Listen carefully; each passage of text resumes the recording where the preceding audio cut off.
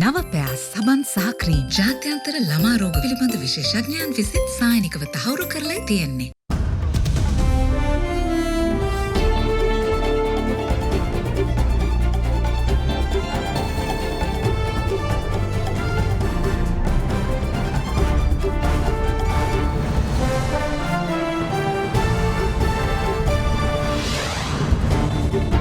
Tonight, outright denial.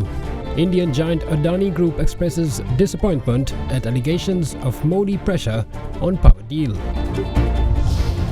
Career growth. The cabinet approves a 4-day work week for public servants to stay home and grow food. Gone for good. US Ambassador Julie Chung says MCC may be long gone, but there are always options. Not true. Former Maldivian President Nasheed denies SJVMP's phone call claims. All this and much more coming up tonight on First at 9, this Tuesday, the 14th of June, 2022. නවපෑස් සබන් සහ cream ජාත්‍යන්තර ළමා රෝග පිළිබඳ විශේෂඥයන් විසින් සායනිකව තහවුරු කරලා තියෙන්නේ. From AdaDerana, this is AdaDerana First at 9. Live from Studio 24 in Colombo. Good evening, you're watching First at 9 with me, David Ebert. Now, industrial giant Adani Group has responded to controversial claims made by the Ceylon Electricity Board chairman MC Ferdinando last week, where he claimed that the Indian Premier Narendra Modi has pressured President Gotabaya Rajapaksa to hand over the renewable energy deal to the company. Meanwhile, expressing disappointment with the controversy, it says has been addressed by the Sri Lankan government. Adani adds that its sole intention in investing in Sri Lanka was to address the needs of a valued neighbour. The Adani Group has expressed disappointment in reaction to the major controversy over its energy project in Sri Lanka, after now former chairman of the Ceylon Electricity Board MC Ferdinando claimed that President Gotabaya Rajapaksa acted under pressure from Prime Minister Narendra Modi in handing over the project. A statement issued by Adani stated that the company's intent in investing in Sri Lanka was to address the needs of a valued neighbour. It added that as a responsible corporate, it saw such investments as a necessary part of the partnership that Sri Lanka and India have always shared. It said that the company was clearly disappointed by the detraction that seems to have come about, despite the issue having already been addressed by and within the Sri Lankan government. Ferdinando resigned today, 3 days after he claimed before a parliamentary panel that he was told by President Rajapaksa about PM Modi pressuring him to give the wind power project directly to the Adani Group. The government has not reacted to the claim, which the official retracted on Sunday evening, claiming to have become emotional, and which President Rajapaksa has emphatically denied.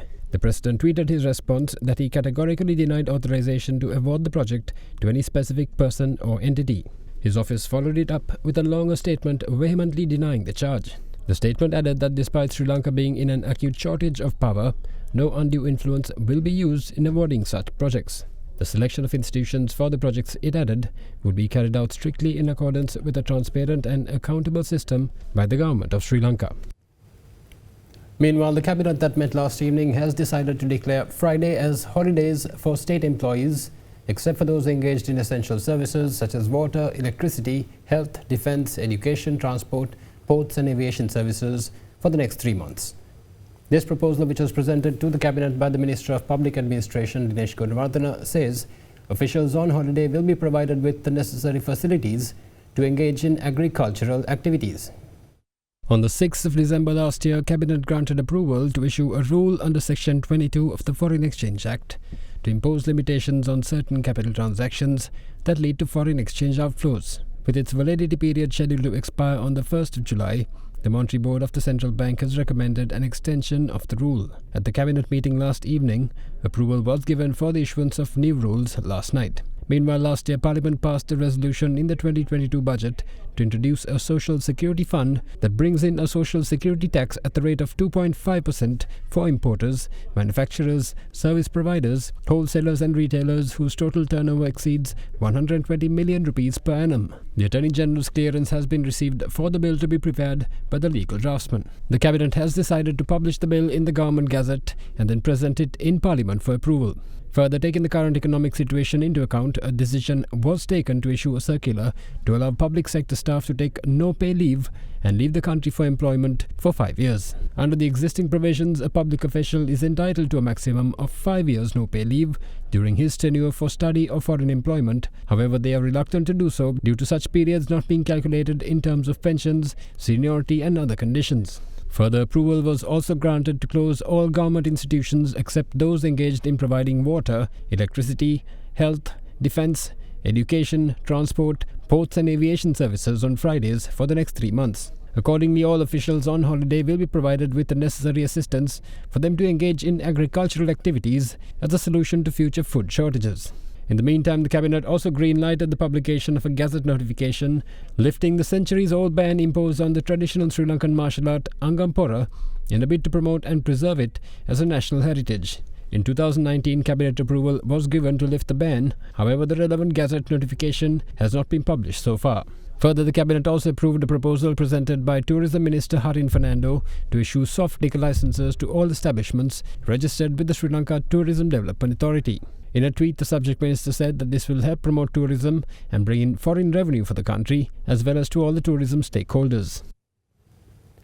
US Ambassador in Colombo Julie Chung says that the US has no plans to bring in any MCC-type deals for Sri Lanka, but it will continue to look for new opportunities to help Sri Lanka through its crisis. Speaking to Indibori Amawata on our current affairs program at Hyde Park on AdaDerana 24 last week, Ambassador Chung explained that the United States' biggest concerns remained the lack of due process and diligence and the benefits of investments by other superpowers. Let me take your memory back to the Millennium Challenge Corporation Compact. Sri Lanka did not sign the agreement. There was a lot of concern that the United States was trying to bring in defense-related elements and certain agenda to Sri Lanka with AXA, SOFA, MCC.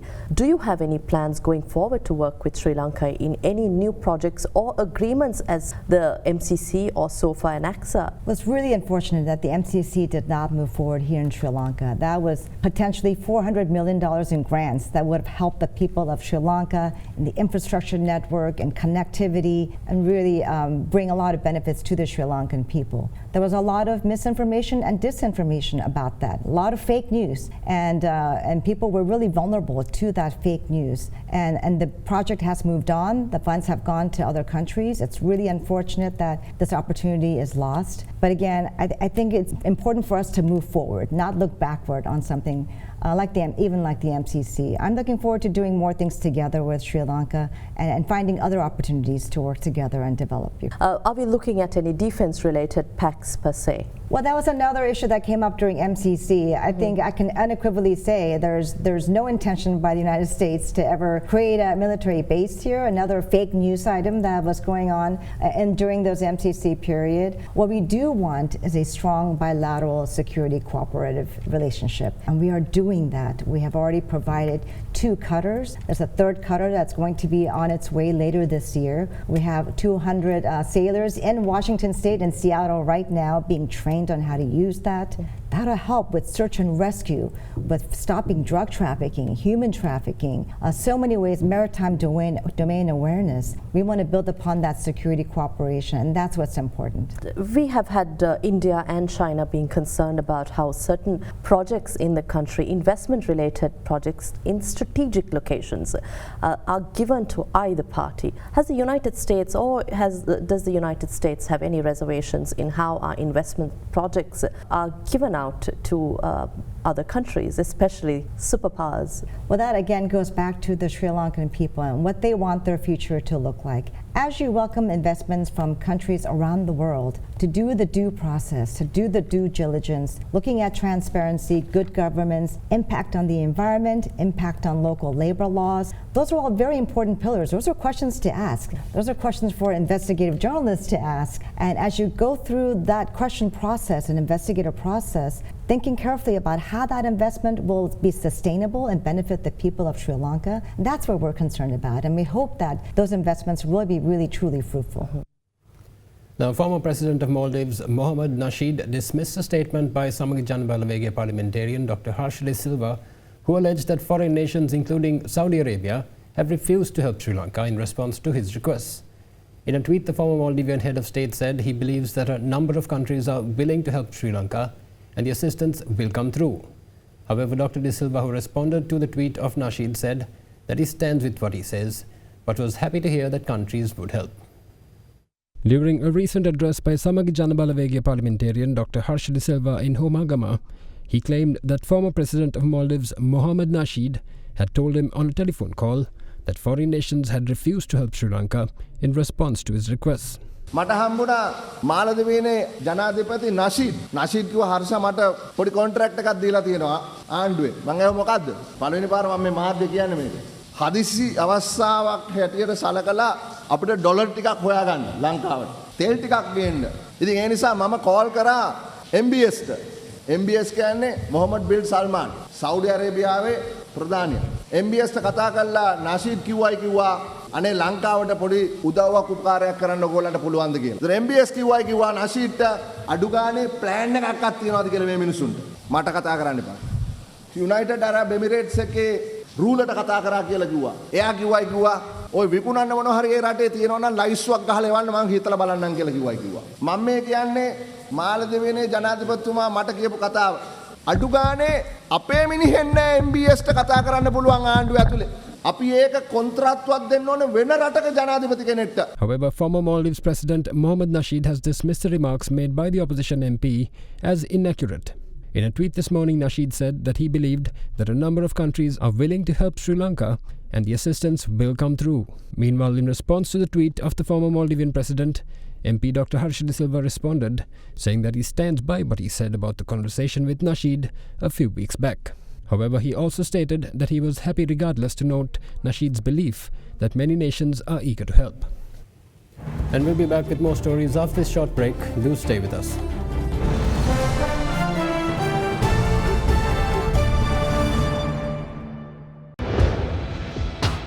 Big 3.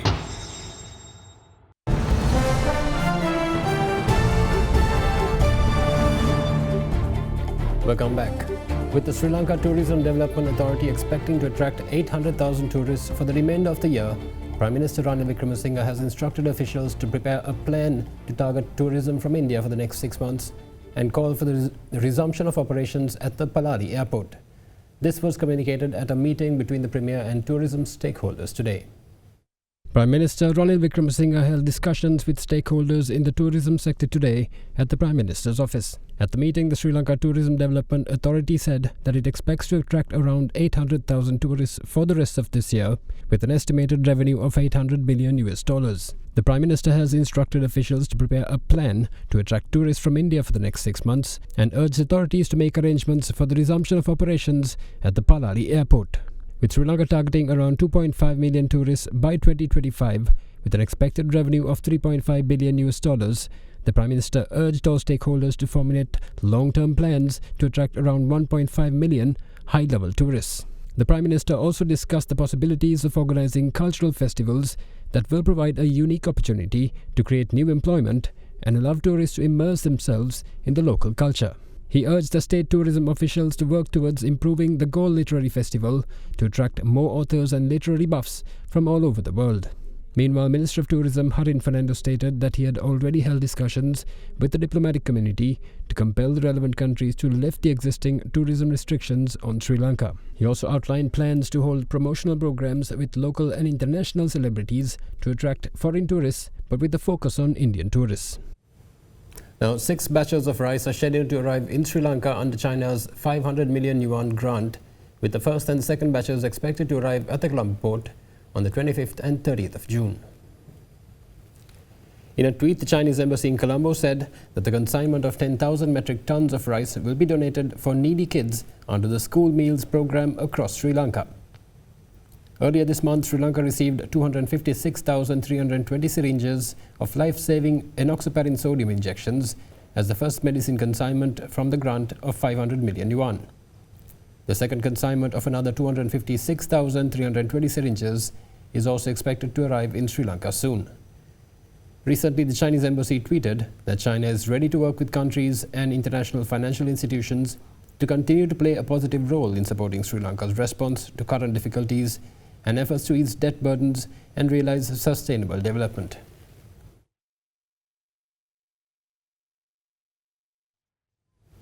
Meanwhile, Litrogas Lanka says that it has paid $2.5 million inclusive of demurrage charges for the 3,600 metric tons of LP gas that has been anchored in Sri Lankan waters for several days. Unloading of the shipment has commenced at the Litrogas terminal in Mutturajavela. A shortage of Litro gas continues to persist and people continue to wait in queues across the island for a chance to get their hands on a cylinder. Meanwhile, an amount of $2.5 million, which includes demurrage charges, has been paid for a shipment of 3,600 metric tons of LP gas that had been anchored off the Taldiyawatha coastline since the 8th of this month. After the ship docked today, the unloading of the LP gas began at the Litro gas terminal in Mutturajavela. Despite the shortage of Litro gas cylinders reported throughout the day, reports of the availability of LAFS gas in several areas has been received. A total of 940 LAFS cylinders were reported to have been delivered to the Piliyandala area today. Meanwhile, several fuel stations were reported closed in and outside Colombo due to the lack of fuel. Further, as diesel and petrol shortages grow and queues become longer, people were seen leaving their vehicles parked in queues and returning home. In the meantime, the private bus operators report that operations will be disrupted by around 80% tomorrow as the diesel shortage continues despite promises of adequate fuel supplies for public transportation. Further, school transportation drivers also complain of challenges in obtaining fuel. Meanwhile, the residents of Gotatua were seen organizing a milk rice dancela for people standing in line at the local fuel station.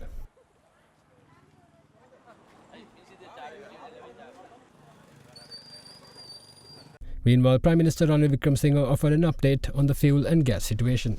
දැනට මේ රටට gas ගේන එක නවක් පැමිණලා තියෙනවා. Gas metric ton 3500ක් ඒ නැවේ තිබෙනවා. ඒත් මේ gas ලබා දෙන්නේ අපි විශේෂයෙන්ම තොගයට මිලගත්තේ අය. රෝහල් තියෙනවා, හෝටල් තියෙනවා, ඒ වගේම ආදාහනාගාරත් මේ කණ්ඩායමට ලබලා දෙන්නේ. ඊට පස්සේ එන නැව් වලින් අපිට අවස්ථාව ලැබෙනවා මාස 4ක ගෑස් ලබා ගන්න. දැන්ට තියෙන හැටියට දවස් 14ක් යනවා ඒක ලබා ගන්නට. නමුත් අපි බලාපොරොත්තු වෙන ඊට ඉස්සෙල්ලා ඒක නැවක් හරි ලංකාවට ගෙන්න ඒ ගැන දැන් සාකච්ඡා කරගෙන යනවා. ඉන්ධන පිළිබඳ තත්ත්වෙත් අද අපි ඇත්ත වශයෙන්ම ඉන්ධන අඛණ්ඩව ලබා දෙන්න තීරණය කරා. ඒත් අඛණ්ඩව ලබා දෙන්න පුළුවන් දැන් තියෙන ඉල්ලීමෙන් 50%ක් ලබා දෙනවා නම් පමණයි. ඒකෙත් ප්‍රමුඛත්වය දෙනවා විශේෂයෙන්ම විදුලි බල නිපැයීමට ඒ වගේම ප්‍රවාහනයට තවත් අත්‍යවශ්‍ය සේවා ගණනාවකට අපි ප්‍රමුඛත්වය දීලා තිබෙනවා. මේ අනුව දැන් තියෙන තොග ටික දවස් 7කට අපිට යොදවා ගන්නට පුළුවන්. ඒත් ඊට පෙර අපිට මේ මාසේ 16 වෙනිදා මෙට්‍රික් ටන් 40000ක් ගේන නැවක් ලංකාවට පැමිණෙනවා. ඒ එක්කම අපි තවත් නැව් දෙකක් පෙට්‍රල් නැවකුයි ඩීසල් නැවකුයි ලබාගෙන තිබෙන්නේ. මේ අනුව දැනට මාසේ අන්තිම වෙනකන් අපි දැනට නිශ්චිතව නැව් ලබාගෙන තියෙනවා. ඊළඟ මාසේටත් අපි දැන් නැව් දෙකක් ලබා ගන්නට ක්‍රියා කරගෙන යනවා. ඊට පස්සේ ඉන්දියන් අලුත් ගිවිසුම අත්සන් කරාම ක්‍රෙඩිට් ලයින් එක අපිට මාස 4කට ඉන්ධන තිබෙනවා. ඒත් මේ සියල්ලම අපි දෙන්නේ 50%ක පදනම අරගෙන තමයි. දැන් මෙතන එක එක ප්‍රශ්න තියෙනවා අපිට මුහුණ දෙන්න. Meanwhile, another person was reported killed this afternoon in what the police are calling a drug-related shooting that took place in Wattala today. The 23-year-old youth shot dead near Alakanda in Wattala is the son of a suspected drug racketeer. The police are warning that the spate of shootings are a result of drug gangs settling their scores with rivals and targeting witnesses in their cases. A spate of gangland-related killings have been reported in the past month. The police say that there have been a marked increase in illegal activities in the country with the onset of the economic crisis. Today, another gangland killing was reported, this time in Wattala. The victim was identified as a 23-year-old youth named Nipun Perera, who was gunned down in Alakanda, Wattala on his way back from the gym. According to eyewitness reports, two assailants on a motorcycle shot the victim, killing him on the spot, and also injured a bystander. Authorities suspect drug traffickers to be behind the killing, as it was revealed that the victim's father too is suspected to be involved in the drug trade. Several police teams are currently carrying out investigations into the incident. Today's incident was similar to another killing in Wadua on the 3rd of June, where another victim was killed by two shooters on a motorcycle. This was just one of 5 shootings reported within that 1 week. The police state that the killings were all drug-related, with gangs taking advantage of the current crisis in Sri Lanka to grow their operations. The police also added that the killings are being carried out by gang members affiliated with Dubai-based organized criminals. Several victims targeted in shootings in the past several weeks were reported to be individuals expected to testify in drug trafficking cases. According to authorities, as a result of the shootings, other witnesses are now hesitant to appear in court. As the Pusan full moon falls today, island-wide Buddhists commemorated the 2330th year of the arrival of Arahat Mahinda, who visited the island and established the Buddha Dhamma during the regime of King Devanampiya, which changed the whole history of the island. Pusan Full Moon Poya Day, which celebrates the arrival of Buddhism in Sri Lanka in the 3rd century BC, is a festival of great historical and religious significance and is celebrated by Buddhists all over the country. On Pusan Full Moon Poya Day, Buddhists commemorate the day Arahat Mahinda, the son of Emperor Asoka of India, brought Buddhism to Sri Lanka and paved the way for the birth of a new identity and a cultural renaissance in Sri Lanka. The Pusan festival focuses on the virtues of compassion for all living creatures. As is seen on Vesak Poya Day, streets and homes across the island were decorated with lanterns and pandals depicting the Buddha's past lives.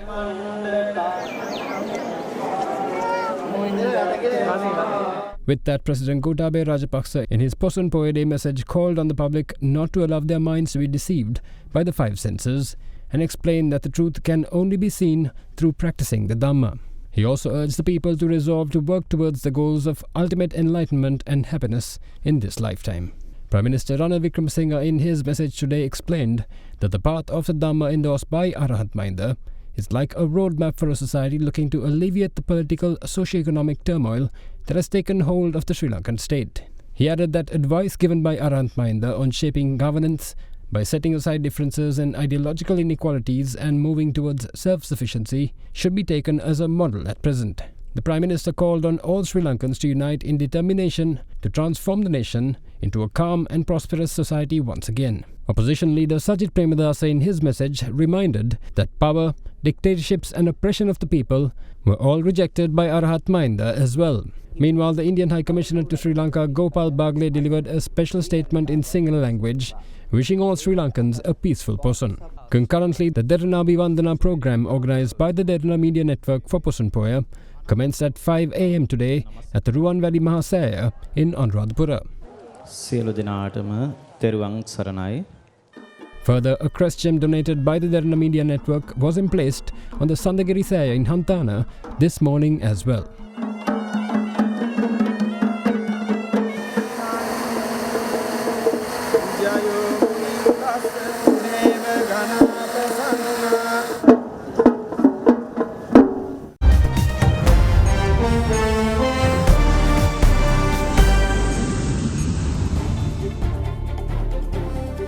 Welcome back. Now, addressing the media after meeting with New Zealand's Samoan Prime Minister Fiame Naomi Mata'afaha has stated that China's bid to set up a security pact with Pacific Island countries should be considered by a regional forum. The Pacific Islands and their allies, including the United States, Australia and New Zealand, were caught off guard by the Solomon Islands' security pact with China as it pushes to expand its influence in the region. She added, however, that there were no discussions between Samoa and China on militarization. Meanwhile, New Zealand's Prime Minister Jacinda Ardern also said that under regional agreements, the Pacific Islands Forum is where security should be discussed. However, leaders of the forum's members are due to meet in mid-July in Fiji, which marks the first in-person gathering since 2019.